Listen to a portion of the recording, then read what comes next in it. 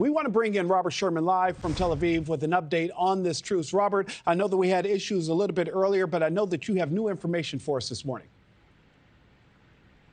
Yeah, Nick, I mean, we're seeing some of the pieces of this whole agreement start to come into place here. For one, we've started to see the removal of Israeli equipment, Israeli armored vehicles. They've started to file away from the Gaza Strip. That's something new that we've seen this morning, because at 7 o'clock in the morning, local time here, while you all were still sleeping in Chicago, you started to see this truce go into effect.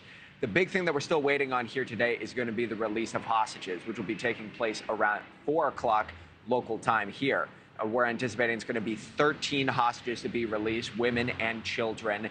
But again, there's this sentiment on the ground here in Israel that nothing is with certainty until it actually crosses the finish line. And then lastly, you have the issue of aid as well.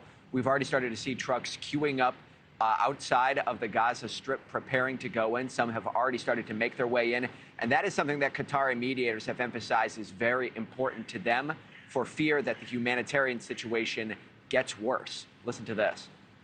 If we allow this to continue, we are risking a humanitarian crisis in Gaza like we've never seen before, and we are risking a radicalization of a whole generation that will only see, after losing their families, their homes, and their futures, will only see revenge as a viable objective for their future. Qatari mediators also say there have been discussions that have taken place. They know who is going to be released. There have been exchange of lists in terms of which hostages' names are going to be released later today. So that is the big development that we're waiting for in a few hours here, Nick.